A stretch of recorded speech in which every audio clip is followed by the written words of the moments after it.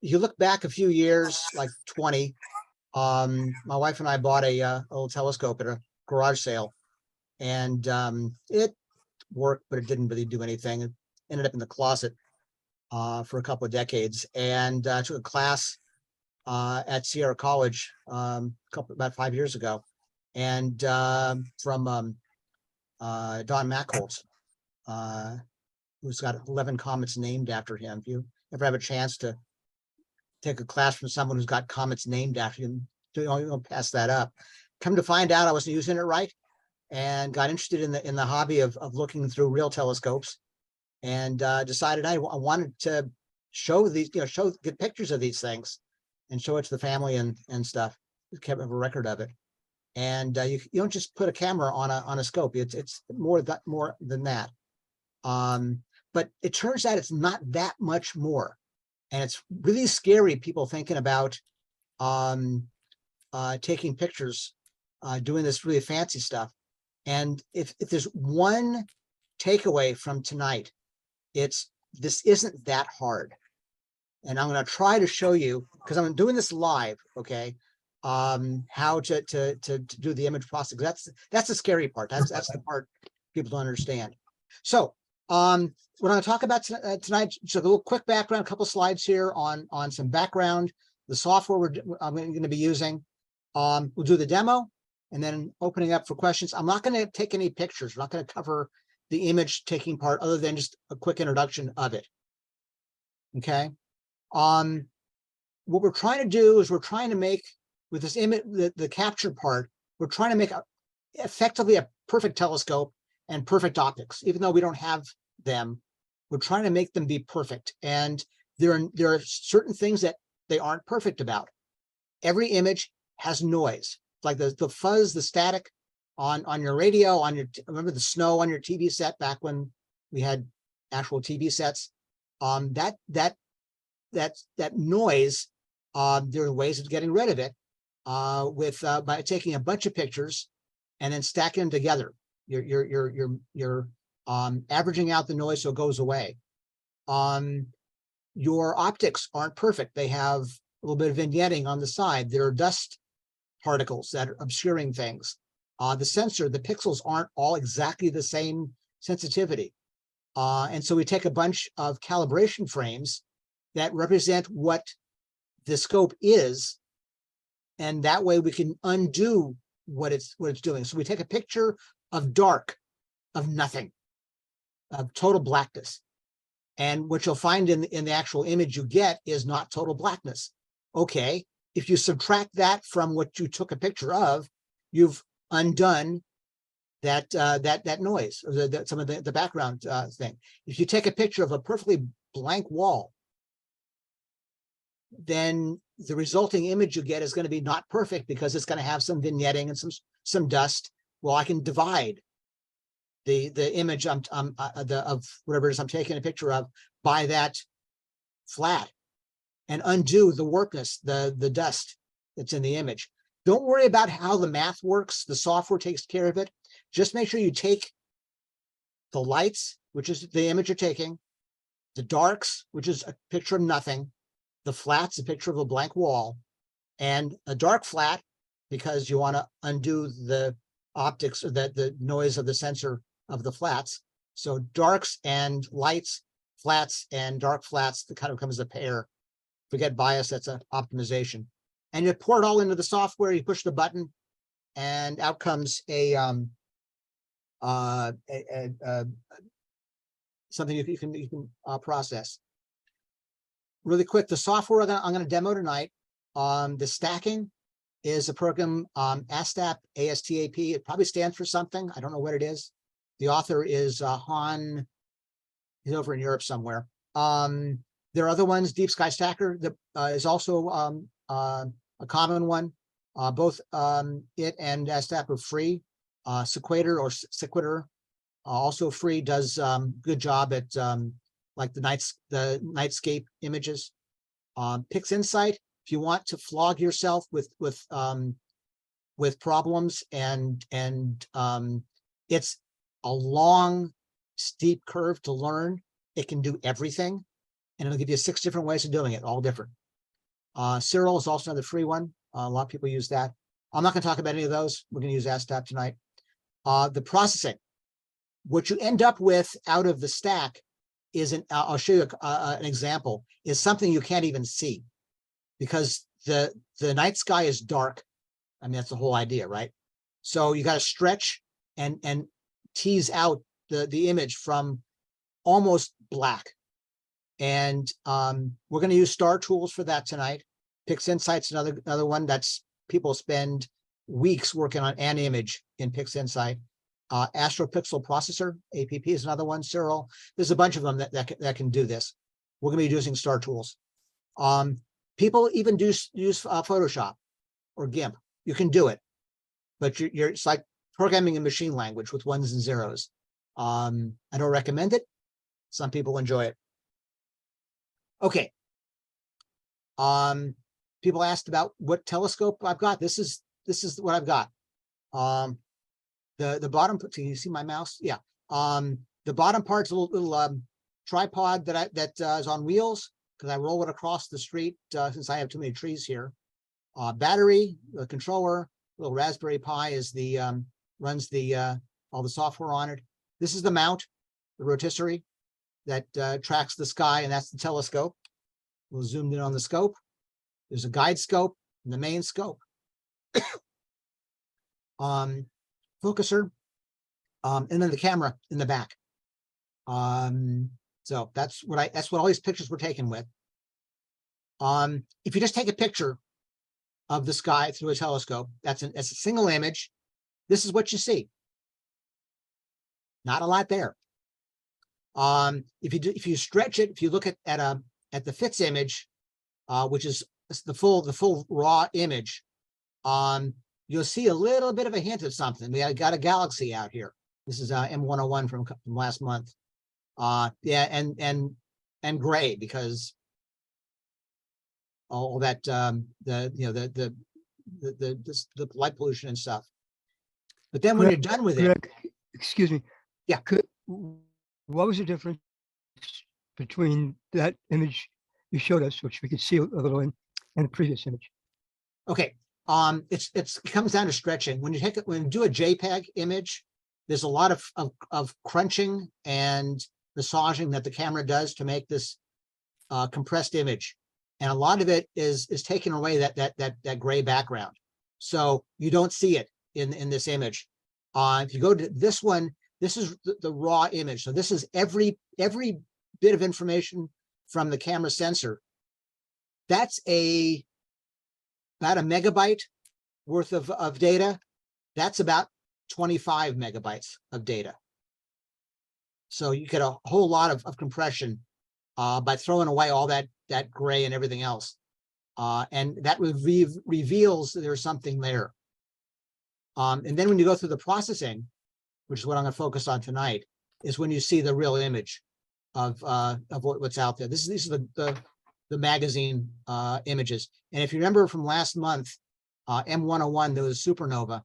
That star right there, the tip of my my cursor, that's the supernova from last month. That's a single star. It's as bright as the most of the galaxy. Okay. Here's what I'm gonna do. I've this past month, June, so last month, I took images of the Iris Nebula. Gorgeous. It's just a gorgeous thing out there.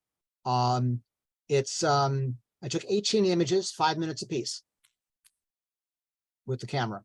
I also took 20 darks, 20 flats, and 20 dark flats. Those are my calibration images.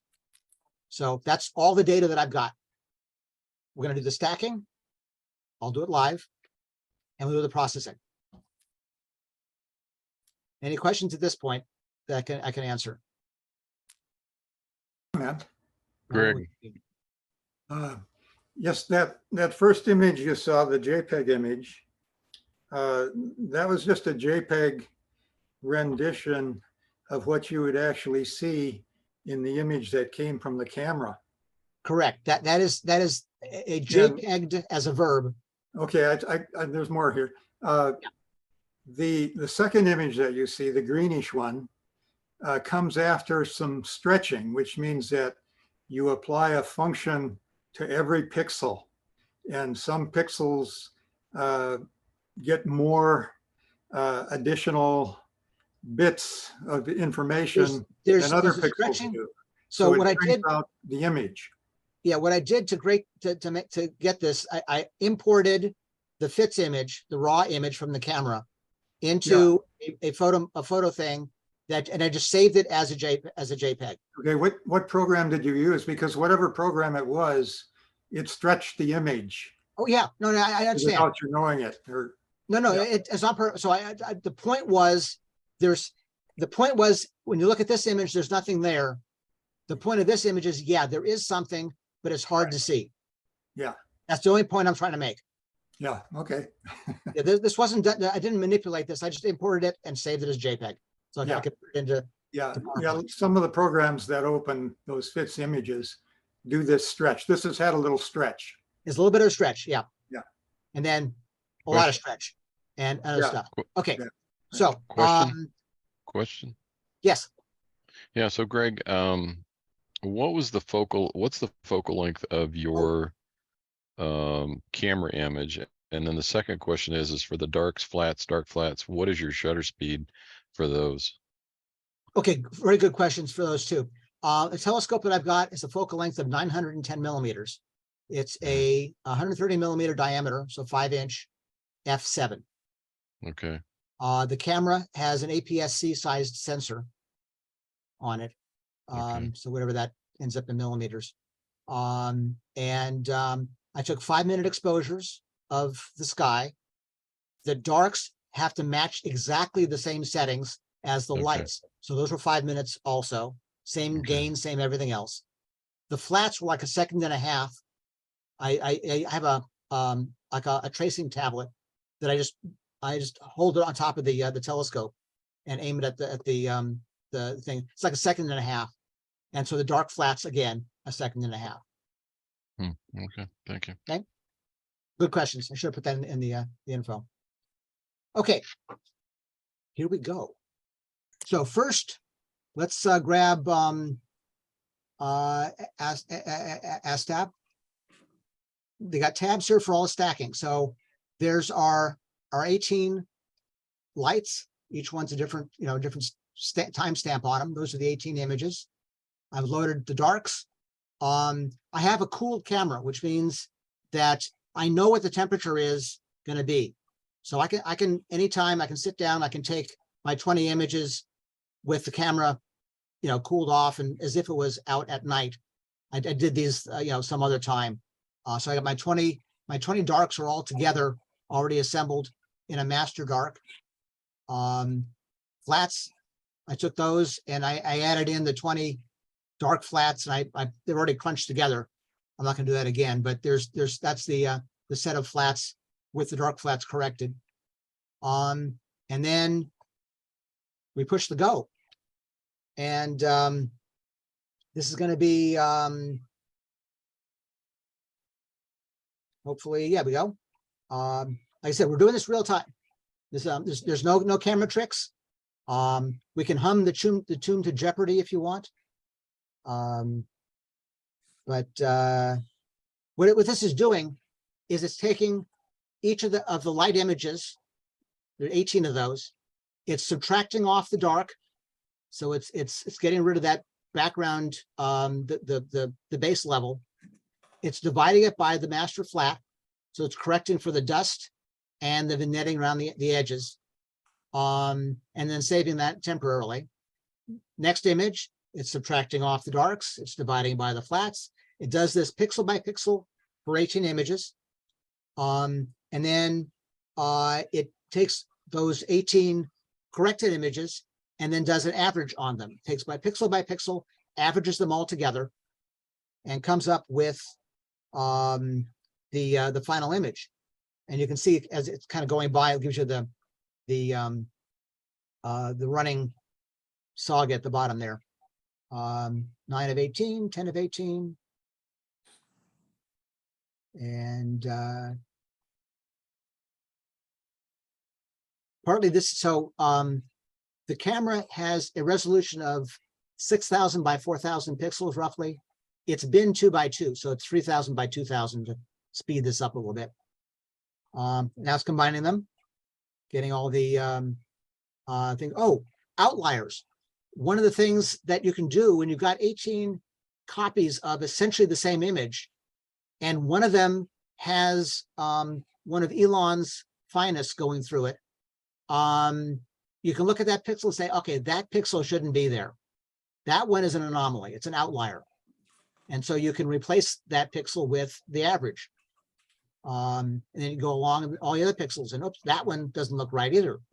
And so you can actually erase satellites and little blips and, you know, like tumbling things and whatever else, cosmic rays, get rid of those.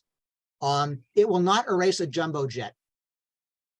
I am roughly under the flight path into Sacramento Metro, and every so often that one just nails it right across the image, and those I have to throw out. Okay, so go back to this one. This is what it came up with. If I look at just one image, open a single one, there's that stretched image, the baseline, with kind of a gray background, you know, with all the light pollution and just the base. If I go to what we ended up with from the, whoops, I want results, this guy, and you can see this, the background's a bit tamer, the center part's a little bit better. You can see the 18 images together made a difference. It's still not all that great. I wouldn't put this in a magazine, okay? But we're done with this part of it. This is Star Tools. Star Tools is a image processing program. The chief advantage of it is that it makes everything really easy in terms of the processing. The knowledge of how to process an image is embedded in the software, not in the head of the guy running it. I can tell you, I don't know all what it does in the background. It just does it. And so the author, Ivo, I think his name is, he's a whiz at image processing. He's gone and put all this stuff in the software. So these tools on the left over here are kind of high-level modules for doing stretching. There's two ways of doing stretching. You can bin, resize basically the image. Cropping. The wipe module, very important, does some basic alignment of all the levels and things. Contrast, high definition, a bunch of tools that go down the side here. So we'll be using a couple of these modules on the left over here, not all of them tonight. First thing we got to do, we got to open the result of that stacking we did with ASTAP. That brings in our image, and you'll see it looks like the that JPEG from before. It's a color image, so I'll just a little thing that was selecting the type of image, and there we have a base. If we apply the stretch to it, this is just a default stretch.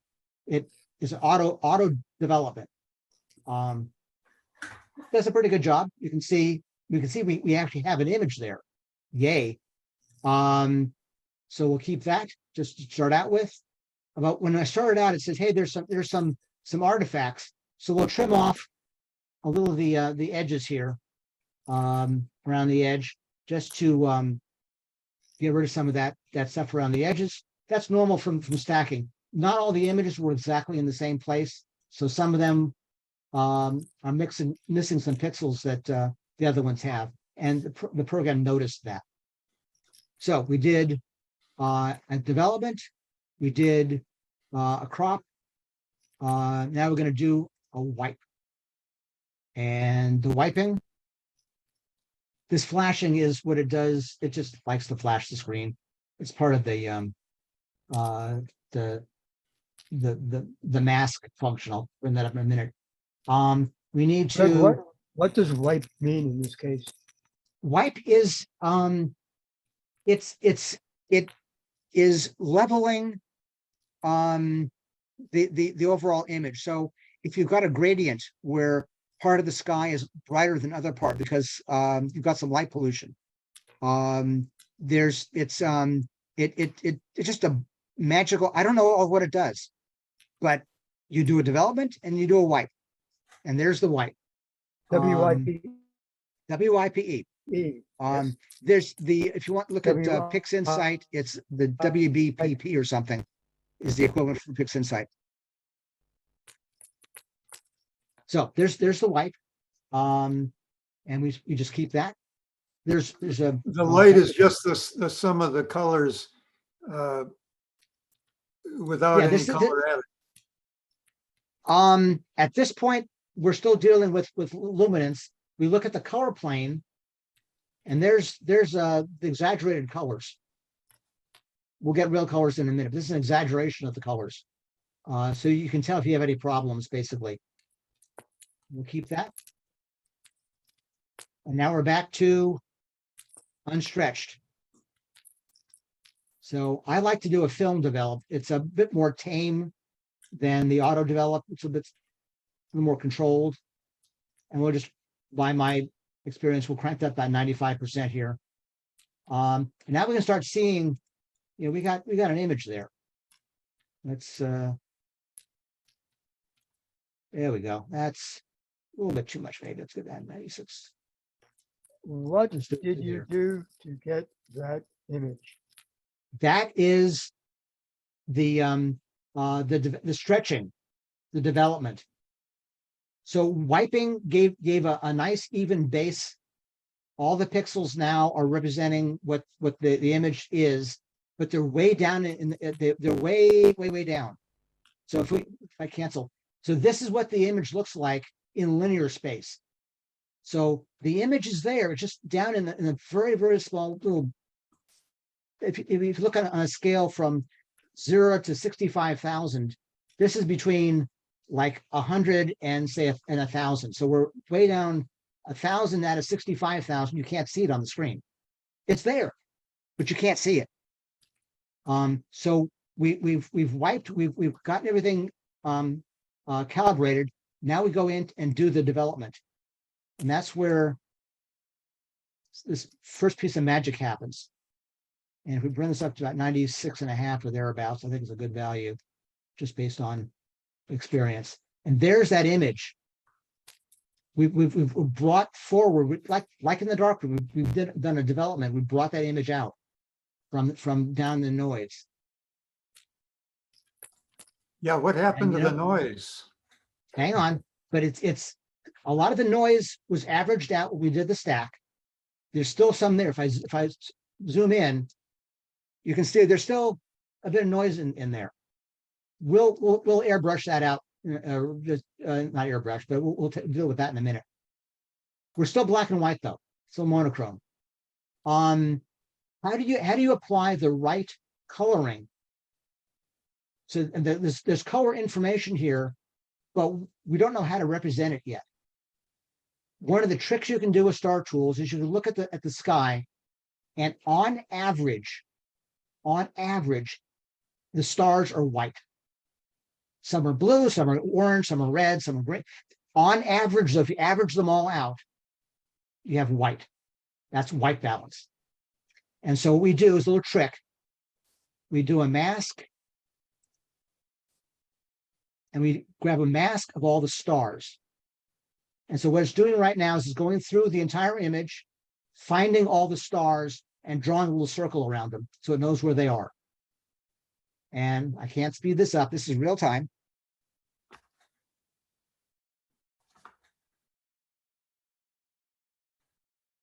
I wanted to doing this one or two more times, so you'll get to know this part of it in a minute. But it's basically it's finding all the stars and marking them on the in its memory. And 3, 4, 5 out of 8. Okay, there's our star field. All the colored circles. Those are what it's identified as being the stars. And we'll keep that. And now you see it's blinking the stars. Okay. So now when we go into the color, whoops, hang on. Yeah, color module. Keep the mask and sample. What this tells the program is go in there and on average of all the things that are marked as stars, make them white on average. And so now if we clear the mask, we now have our nebula. And there is the Iris Nebula in full color. And this is the place where everybody says, ooh. Wow. Wow works too. Okay. So I'm not going to mess with it. I'll show you what we can do later. Part of what this image though is it's very bright core. It's a really dark, fluffy stuff around here. And there's another module, HDR. This is the HDR is high definition something or other. I know high dynamic range imaging. Very bright core, very dark outside. If we look at, if I zoom in on the thing, before and after, it's a little subtle difference. The before, I'm sorry, yeah, we're bringing out more of the detail. If I flip it back and forth, it's kind of subtle, but it makes a difference. So we'll keep that. And one last thing we can do is called superstructure. And what this does, let me zoom in, and you can see there's a lot of detail and busyness around some of these things. The superstructure module goes through and it just kind of cleans everything up. It gets rid of some of it tones down the stars a bit, brings out some of the nebulosity, cleans up some of the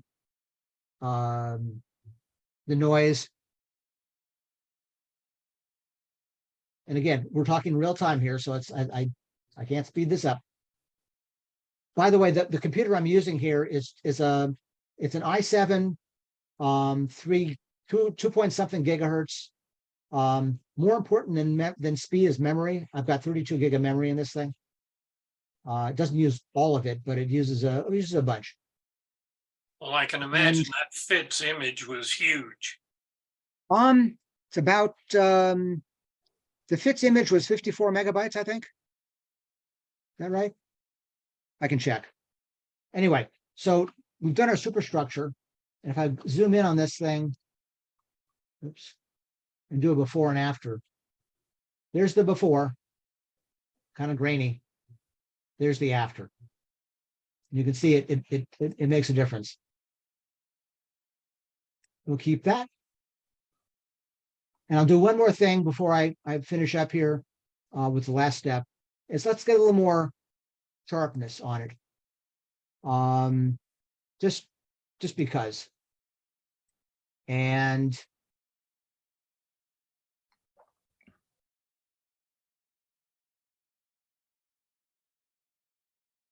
do the mask thing. Again, I can't speed this up, but hopefully this will make some sense. You'll see a difference when you do the before and after again. Star Tools is actually not free, but it's not very expensive. It's like $50 or $70, something like that. And there we go.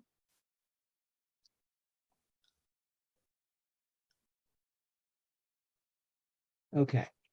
So before, zoom in a little more, and after, we're bringing out some of the detail along in this nebula here, before and after. So we'll keep that. Still some noise. The last thing we'll do is we'll do noise reduction.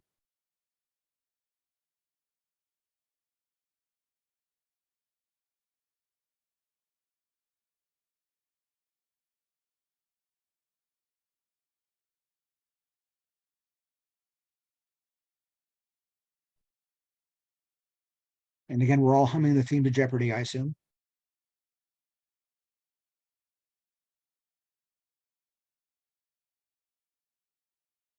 Now, bear in mind, people will spend weeks doing one image. I've done it here in a matter of minutes.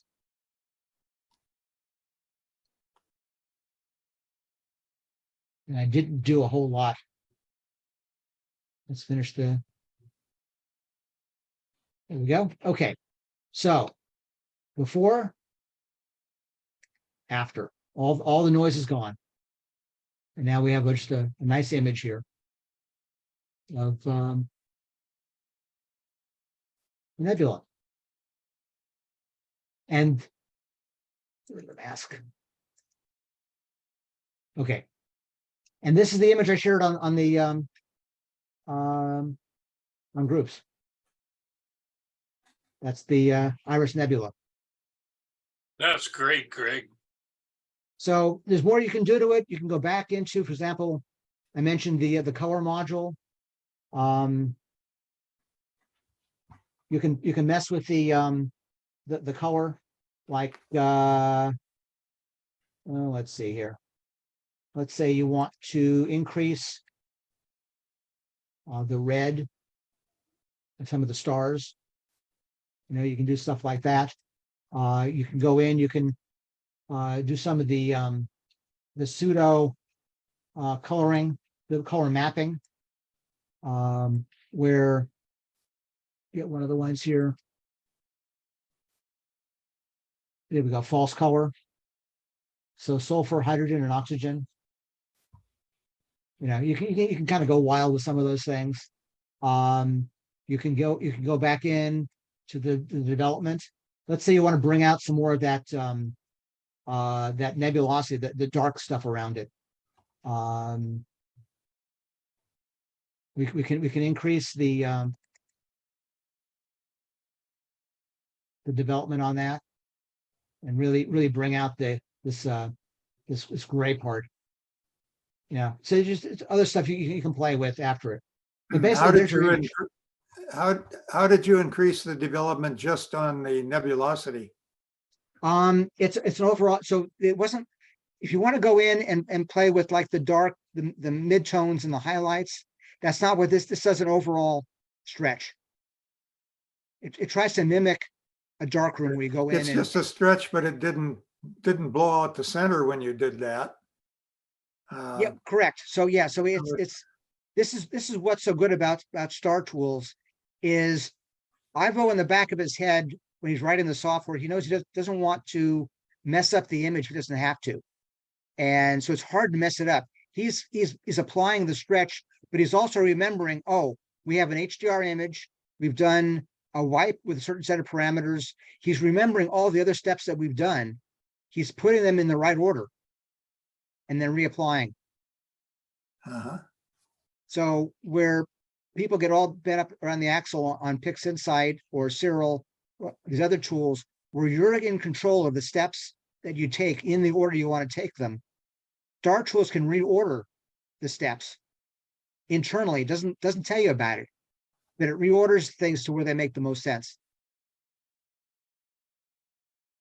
So yeah, it didn't blow out the center. So anyway, then I would, save the image, and we can call it anything we want.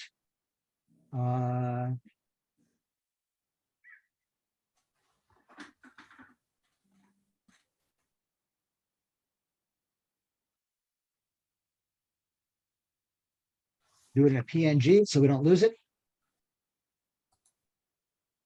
And we're done.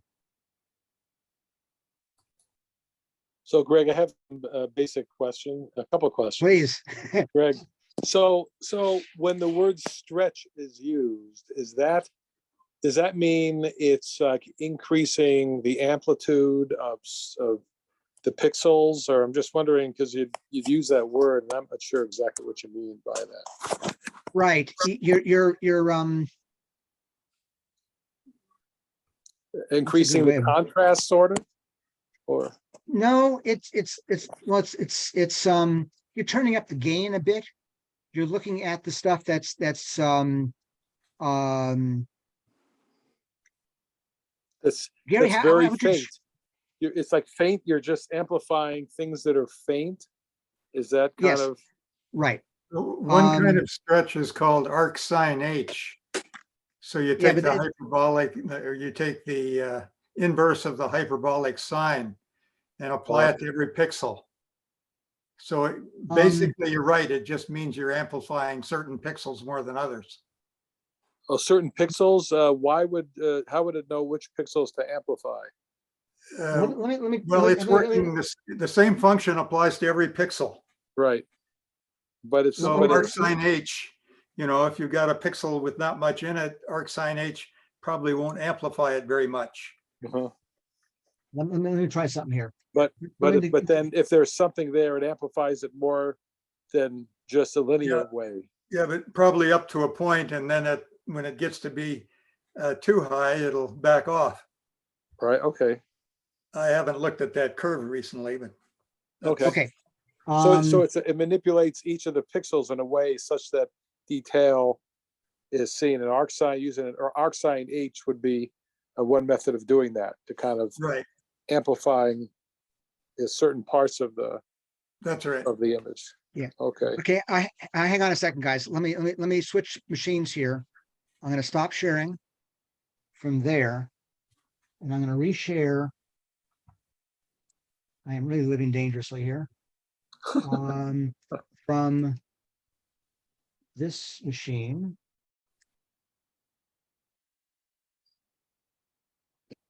So if I were to, so this is from dark to light, and this is the transform function here, Okay. linear right now. That's If I linear. move the dark point in, you can see what's happening there, right? Mhm. So Right. that's sorry. So this is the transform. This is what we're talking about, the formula for transforming. So that's Yeah. I'm messing with the dark part, okay? Right. Or hello. Reset. Or I can mess with the light part of it, or I can mess with just the middle part. Oh, okay. See, so you can do all that kind of So stuff that enhances manually. the rays at the middle more than the ends. Right. So you All can create all kinds of a transform, even some weird You- ones like that. You Where it's see kind of- more nebula. Oh, that's pretty interesting. So that's what the word. What's the word? The white. But no, there's the development, Uh-huh. the stretch. The stretch.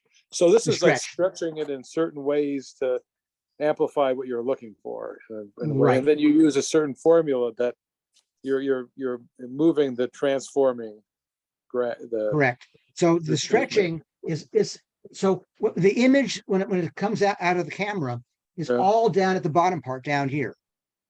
It's just right at the very bottom part. Okay. And so if I were to It's all dark.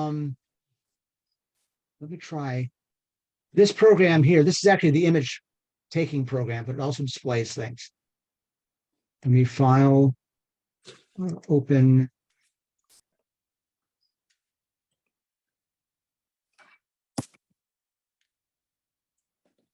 Okay. What I want to show you is down at the bottom over here. Can you see down at the bottom left? Right. Uh-huh. Okay. So if I look at the whole thing, I got two sliders. There's a slider on the right and a slider on the left. Mhm. The image is down, way down at the very bottom down here. Mhm. And so if I move, let's say I move that slider, whoop, not that slider, move the right-hand edge in, I've got nothing. This is all down below that. So I'll Mhm. move that all the way to the end and move this guy all the way into here. Now I'm just looking at this part of it. You can see I'm trying to bring out some of the image Oh, okay. because the image this is 65,000 across here. And I'm down the very bottom part. You can see there's not enough space for me to show you the bottom here, but No, that's making sense. you get the idea? All the information all is way- down in the low. And that's Exactly. that's frequency. That's just the brightness? What's the horizontal scale on that? The horizontal is the brightness. The Brightness, vertical okay. scale is how much of it. Gotcha. All right. So the image that is makes sense. way, If you- way down there. So if you're And so- expanding the brightness differences at the bottom, so we're seeing the whole thing, but when you process it, it kind of is focusing in the place where all the action is. Yeah, blowing it up. exactly. Gotcha. Okay, so that's what's stretching. We're stretching that little bit there to cover the entire range. Got it. Okay, now that makes total sense. And the Yeah. other question I had is, remember how you said you were averaging out the stars and making them white? And Right. then you sort of applied that change, and all of a sudden, the center was blue, the nebula was blue, and then you had some orange stars. The question I have is, why are you just sort of exaggerating the differences in frequency? Not, because you're amplifying things that are sort of red or things that are sort of blue. And is that What I'm doing? I'm telling the program, here are all the stars. right? There's a bunch that are red, a bunch that are, there's all the different colors. Right. And if you average all the colorness together, Right. set And you the white subtract it? balance, set the white balance Uh-huh. such that it comes out white. The average. So Right. the average of all the stars color, Right. Okay. and that sets, if I bring up star tools again, it's going to be So- a problem, I think. That Let me sets the try this. whiteness, the neutral color, and then everything else is exaggerated, kind of. That's these three sliders down here. Uh-huh. So it's gonna be flashing on you, but That color balancing is an art in itself. it is, Uh-huh. it is. But I'm using some of the intelligence in the program to set these sliders. Hmm. I kind of glossed over it before, but and we're past the point now that I can undo it. Gotcha. So you increase the Um, red balance. Right. If I undo. Nope, I can't. We're too far. So I'm just wondering Um, why certain things become blue and certain things become here we go. red. Take Redder. that back. We can. Okay, Greg's working with a one-shot color camera, aren't you? correct. Yeah, so Um, those are natural colors that we're Yeah, this is seeing. what it looks like. So if I go in there, just grab the image that I had there, you can see the sliders, red bias. This is reducing a little bit of red, pulling back a bunch of green, leaving Mhm. all. If we change the balance, let's get rid of even more of the red. And we can do that. We can kill the green, put the red back in. With these three sliders, the RG and B sliders, are Right, uh-huh. adjusting how much emphasis you put on those different colors from the camera. You're mixing 3 channels. Correct. And what I'm doing is, by doing that sampling, I'm setting these three such that on the average, the stars are white. Now, in that average is not the nebula. That's not part of it. So Gotcha. Okay, so because the nebula is not part of that average, it assumes its natural color vis-a-vis the white balance. of the That's right. average star, right? Okay, no, that makes sense. Okay. Because That's- otherwise, if it's the plane view is, it doesn't, It typically has too much green in it because of light pollution and stuff. And Uh. almost nothing in the universe is green because nothing glows in green. well, why did we have the green comet? Was that an artifact? Some things do do green, but there's a lot of red out there. And kind of bluish green. Teal is oxygen. Yeah, oxygen 3, I think. Yeah, O3 and HA. But yeah, those two primary things. So sulfur's in there too. But anyway, that's that whole color balance. It's a science that I don't get. I honestly, I've watched videos on it. I see the words. I understand the words. Is more to it than I can understand of how to manage it properly. And fortunately, the tool can do it for me. Hmm. So I say, take an average star, apply. Yeah. We can try stuff like contrast. Yeah. So if I apply the contrast to it, it kind of made things worse. There's before, there's after. I don't like that. Don't do that. But remember, the theme of the one takeaway I wanted to show people is it's not complicated. You don't need a PhD. You don't need to understand all those things. You can punch the individual modules on the left there and get your image in just a couple of clicks. Well, thank you, Greg. Thanks, Doug. Good to see you, Dave. Very interesting. Everybody, yeah. Thank you, Greg. All right, I'm gonna bow out. You guys All take right. Guys, care. thanks a lot. Appreciate Thank you, the Greg. attendance there. Good job. Good night, everybody.